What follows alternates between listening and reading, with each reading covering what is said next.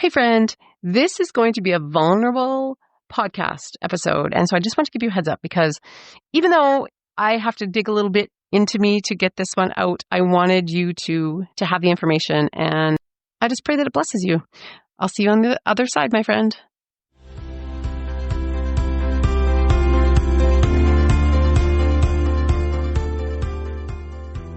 Do you have a burning desire in your heart to help in some way, to serve other people in some way, to, make an impact, to be an anonymous giver, to build a school, to build an orphanage, like any of those things, but yet you find that you're totally confined by time. You don't have enough time and you don't have enough money.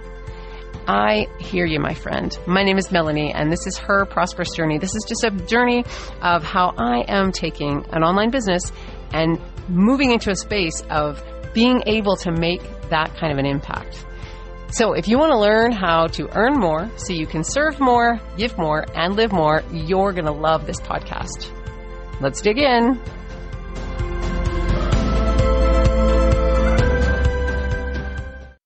Have you felt that frustration that you know that God has called you to do something, and yet it feels like you've hit the wall? You are like not sure how to start, not sure how to move forward, not sure how to make it grow, not sure. There's so many questions. I am so in there with you, my friend. I am so there. In fact, this podcast is going to be a little bit vulnerable because I'm really, really questioning if God has actually called me to do this podcast. Let me explain. I do these divine business meetings with God, and so I'm always asking him, what's my next step? What do you want me to do? How do you want me to do it? And I had gotten the go-ahead. I know that I felt super clear that God had asked me to do a podcast for depression. So I have another podcast called Ditching Depression, right? For it was Busy Moms and now it's Mission Moms, whatever. And that one I know that God called me to do. But then when we started this business, my husband and I started this business with the digital products, and it was supposed to be for my husband's retirement. He was going to do it. I was going to continue doing my depression coaching, all the things. But then he didn't, this is not his thing. He's a carpenter. And so to do online anything is not fun for him. And so I took it over, and I thought I can do both. But I never actually asked God about this specific podcast. And I'm really sitting with this, like, Lord, did I go ahead of you? Did I just assume that because you told me to do another podcast, that it was fine for me to do this one? Because I have to be totally honest, my Ditching Depression podcast is growing a lot faster than this one. And so that's what's making me kind of question if I went ahead of him, and if I didn't, maybe because I don't know about you, friend, but I can totally do that. I have my divine business meetings with God, but then sometimes I fall back into my own way. I got this, Lord. I know how to do this. I can make this work. Like, watch me go, but then bless me, right? Then we ask God to bless us. We don't actually ask him to teach us or to show us if this is even the right thing, but then we ask him to bless us. Have you ever been there? Anyway, so that's kind of where I'm at right now in this podcast. And that's why this episode is going to be a little bit vulnerable, because I'm going to actually tell you exactly what I want to do, and we'll see what God does with it, right? Again, it's about me, but this podcast is going to be a little bit different. So why do I say all this?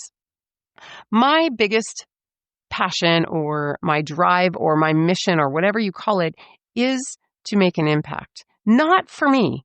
Like, I don't want to make an impact so that people know who Melanie Borwo is, so that like my name is in lights. Like, I could care less about that, to be totally, totally honest.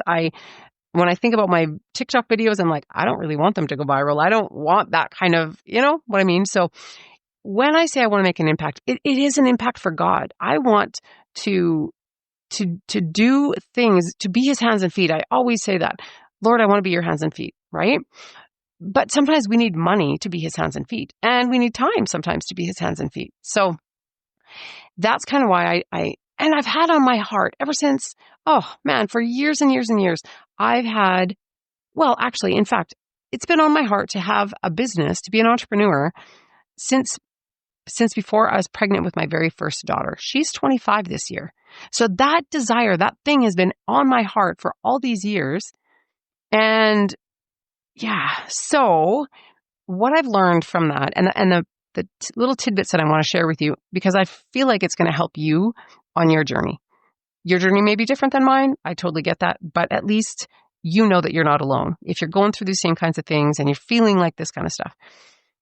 So I titled this, How to Make an Impact on the World, My Secrets. But then just as I was getting ready to record this, I heard a video. I think it was Casting Crowns. It was a song like they were singing.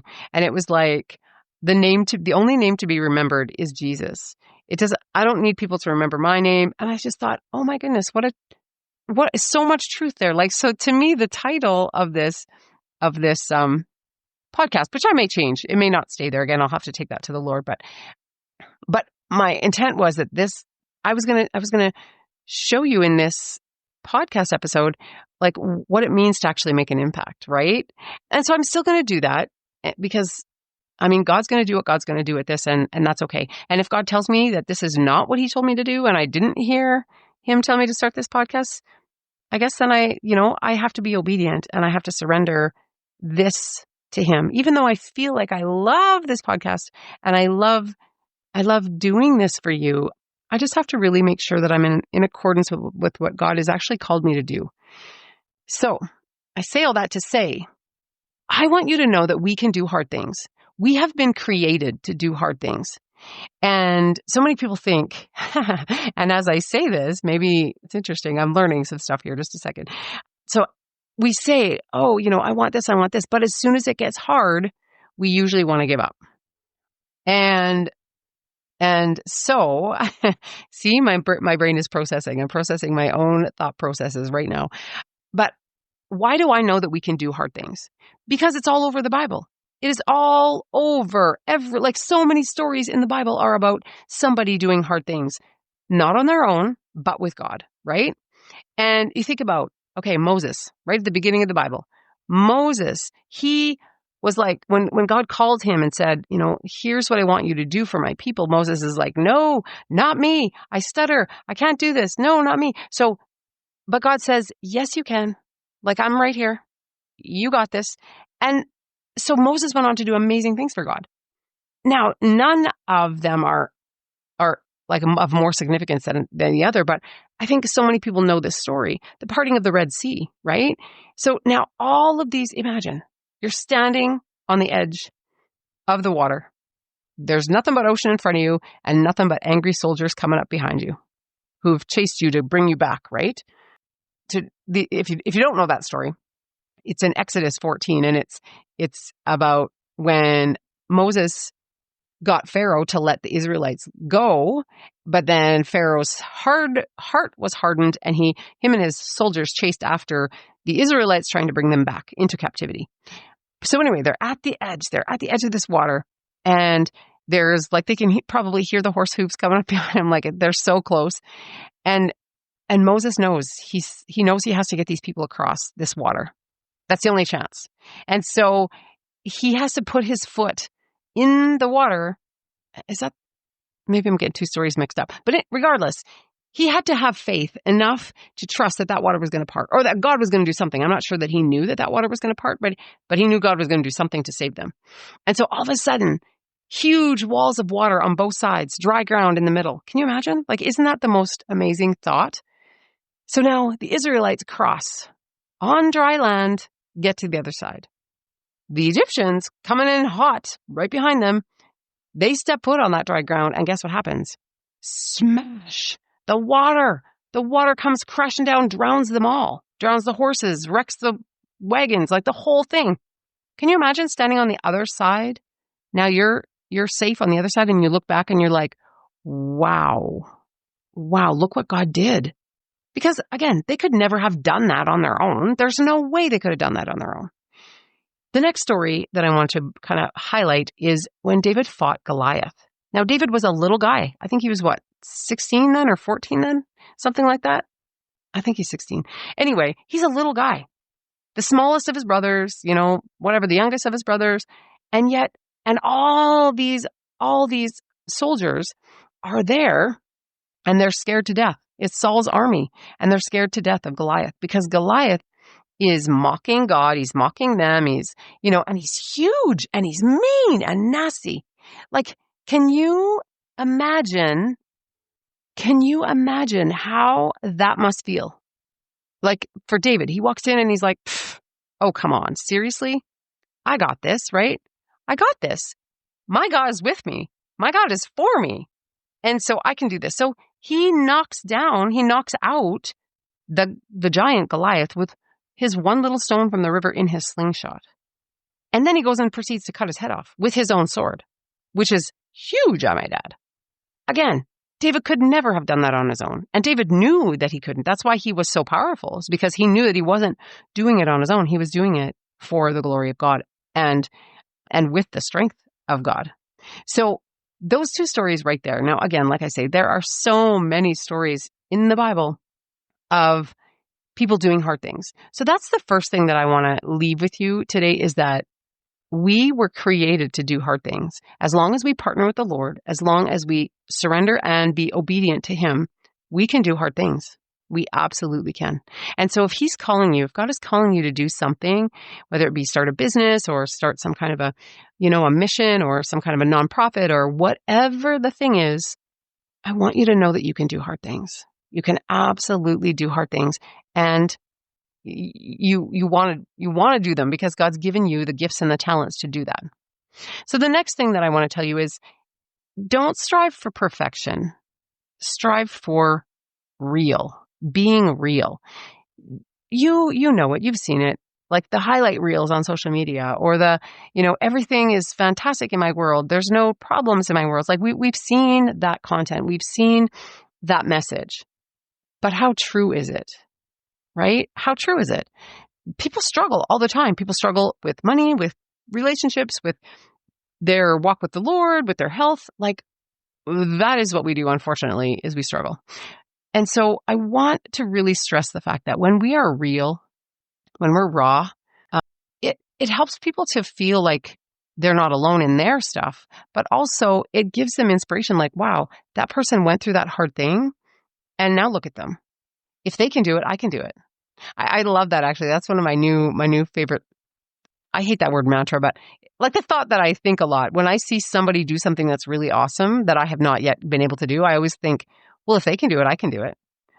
And so just remember that the more real you are, the more of an impact you're going to make on people because that's what people need. They need to see authenticity. They need to see integrity. They need to see truth.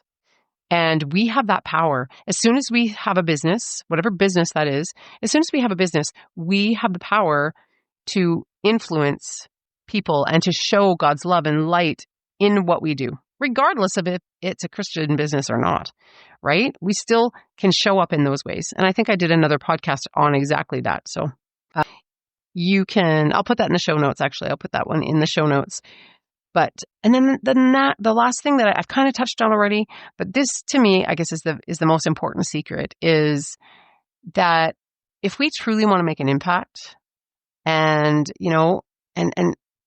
do something big for God, then it has to be about Him, not about us. It has to be about what He wants and how He wants to reach people, not how we want to do it, which is bringing me back to what I said in the beginning. If God tells me that this podcast is not where I'm supposed to be, then I'll step away from it. And I will obviously do what He tells me to do because I think it's really important. Now, I don't know what to say about that. I know that I love showing up for you guys on this podcast. And I just feel like, it's a good place for me to be. However, we will see what God says or does in the meantime. But I want you to know, my friend, that I am truly praying for you every single day because I know how hard and how scary it can be to step out in faith and do something for the Lord when we don't know all the details, we don't know all the steps. And again, if you want to, see some step-by-step guidelines and frameworks to help you start a business, that is exactly what we do inside the Legacy program. It's skills. It's skills to learn how to run any kind of online business. You can also use the Done For You digital products and you can resell them, which is a way to start a business if you really want to, start to make that extra income and have more time to do the thing that's on your heart to do. This is a fantastic way to start. And if you want to take the skills from the program itself and do something different that God has called you to do, well, that is a fantastic option as well. So you can always find that at buildingimpactmakers.biz. If you get the Freedom Formula, you can see the testimonial videos and, just some of the videos that my mentor does to explain what the program is. So, you can see all that there.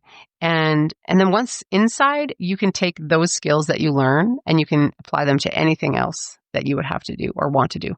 So I pray this blesses you, my friend, and God willing, I will be back again next week. So take care and remember that with God, we can do all things. We can do hard things. He will never leave us nor forsake us. If He's called us, He's going to equip us. And you don't have to be perfect. You have to be real. You have to be you. So until we meet again, my friend, God bless and take care.